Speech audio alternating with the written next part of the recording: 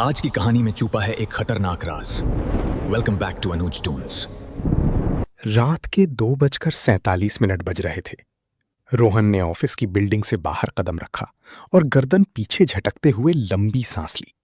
उसकी आंखें लाल थीं, चेहरा थका हुआ और हाथ में लैपटॉप बैग लटका हुआ था। पूरे दिन की कॉल्स, क्लाइंट की डांट और ओवरटाइम ने उसका दिमाग सुन कर दिया था। उसने जेब से फोन निकाला और धीरे से बड़बड़ाया, बस एक कैब मिल जाए, फिर घर पहुंचकर ऐसी नींद मारूंगा कि दुनिया हिल जाए तो भी नहीं उठूंगा। उसने बुक अ कैब ऐप खोला। स्क्रीन पर कुछ सेकंड लोडिंग घूमती रही, फिर अचानक एक ड्राइवर का नाम ब्लिंक हुआ। Driver found, Mahesh Patil, white WagonR, ETA 3 minutes. Rohan की भौं हल्की सिकुड़ी। फिर वही महेश। पिछले 3 दिनों से लगातार यही ड्राइवर उसकी रात वाली राइड ले रहा था। उसे थोड़ा अजीब जरूर लगता था, लेकिन उसने कभी ज्यादा ध्यान नहीं दिया। ऑफिस के बाहर सड़क लगभग खाली थी। दूर से 2 तेज हेडलाइट्स धीरे धीरे उसकी तरफ बढ़ती दिखाई दी। सफेद कार उसके सामने आकर रुकी। खिड़की नीचे हुई। रोहन साहब? हाँ, महेश काका? ड्राइवर हल्का मुस्कुराया। 3 दिन से रोज छोड़ रहा हूं आपको, पहचान तो गया अब। रोहन हल्का हंसा और पीछे वाली सीट पर बैठ गया। सीट बेल्ट लगाते हुए उसने फोन पर रूट चेक किया। अंधेरी ईस्ट से पवई, सामान्य रास्ता, लगभग 24 मिनट। कार धीरे धीरे चल पड़ी। रात की मुंबई अजीब होती है। सड़कें खाली जरूर लगती हैं, लेकिन ऐसा लगता है जैसे हर मोड़ पर कोई देख रहा हो। कुछ देर तक दोनों के बीच खामोशी रही, सिर्फ इंजन की आवाज और बाहर गुजरती स्ट्रीट लाइट्स। फिर अचानक कार JVLR की तरफ मुड़ने के बजाय एक सुनसान इंडस्ट्रियल एरिया की तरफ घुस गई। रोहन ने तुरंत फोन ऊपर उठाया। काका, ये गलत रास्ता है, ऐप तो दूसरा रूट दिखा रहा है। महेश ने रियर व्यू मिरर से उसे देखा। उसकी आंखें बहुत थकी हुई लग रही थीं। ऐप हर बार सही रास्ता नहीं दिखाता साहब। रात में मैं वही रास्ता लेता हूं जहां कम रुकावट हो। रोहन ने कुछ नहीं कहा, लेकिन उसके पेट में हल्की बेचैनी होने लगी।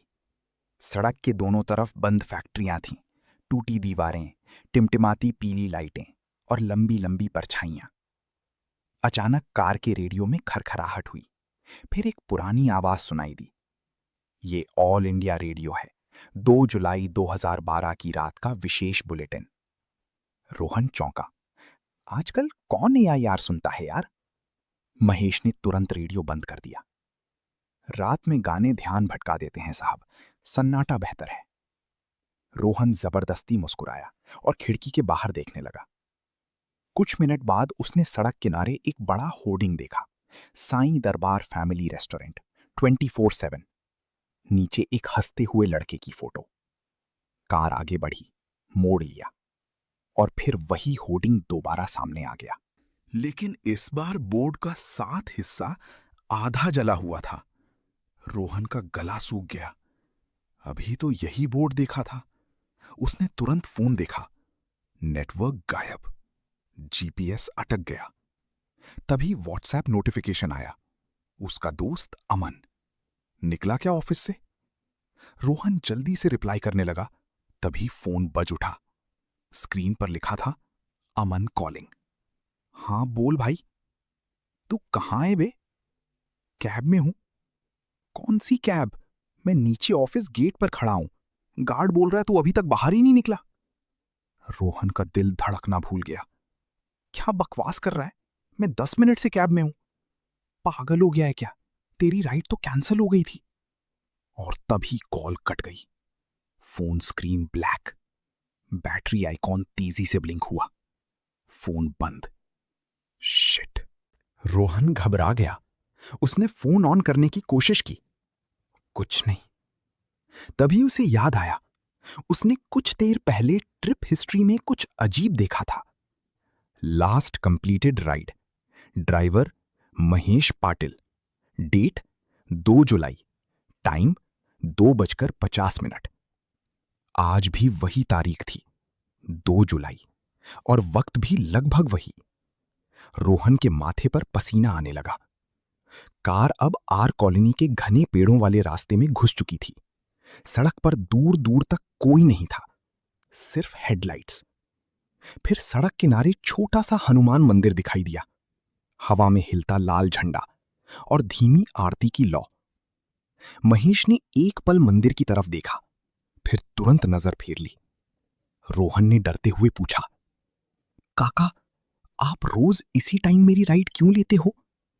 महेश कुछ सेकंड चुप रहा, फिर बोला, कुछ रास्ते रात के बाद सिर्फ कुछ लोगों के लिए खुलते हैं साहब, और कुछ लोग अपनी मंजिल तक पहुंच ही नहीं पाते। रोहन का गला सूख गया। तभी आगे दूर टिमटिमाती रोशनी दिखाई दी, पुलिस चेकपोस्ट।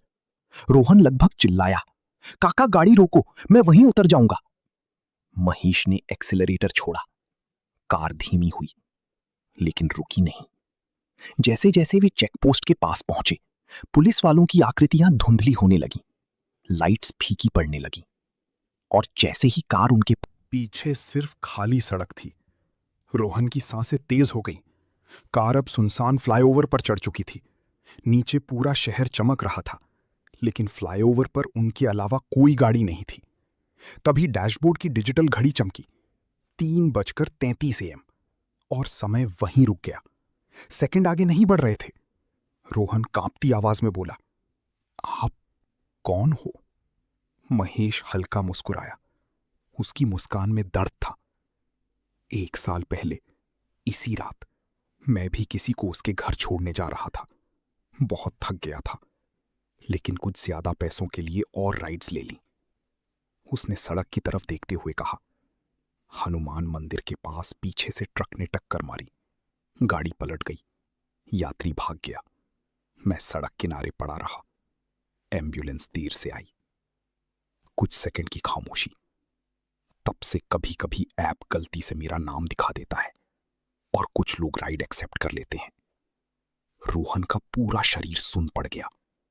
नहीं नहीं, ये सपना है। काश होता साहब। रोहन चीखा, गाड़ी रोको। महेश ने ब्रेक दबाया।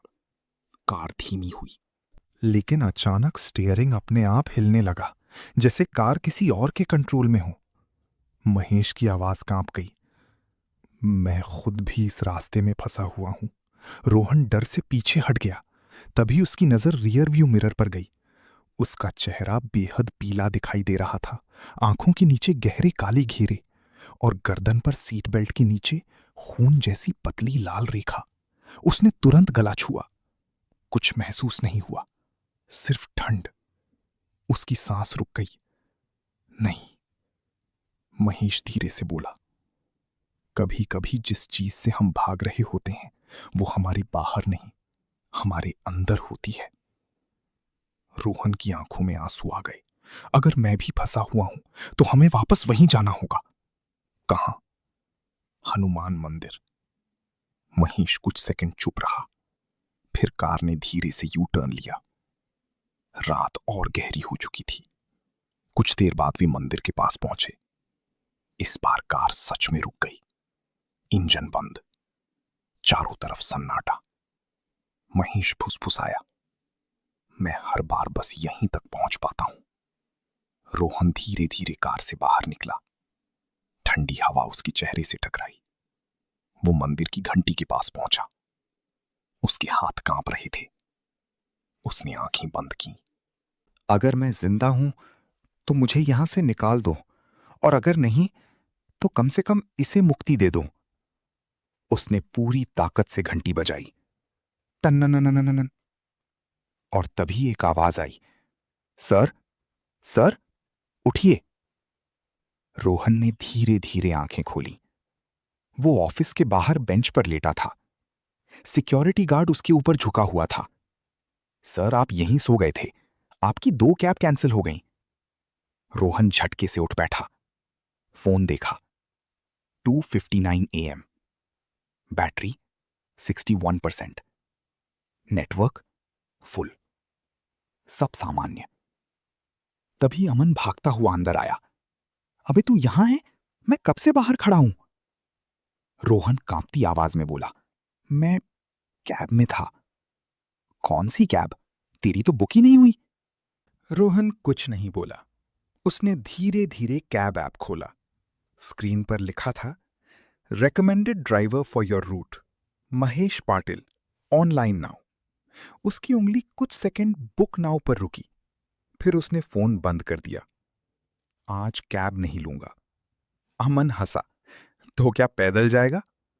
रोहन धीरे से बोला, नहीं, आज तेरे साथ चलूंगा।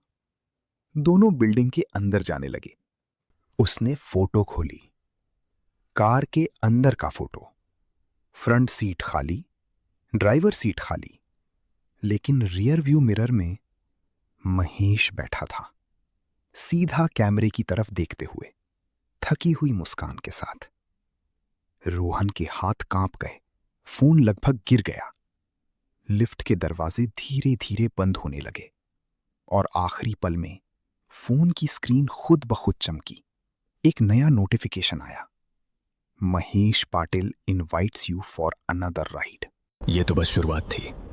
अगली हॉरर स्टोरी के लिए सब्सक्राइब करें अनुज टून्स।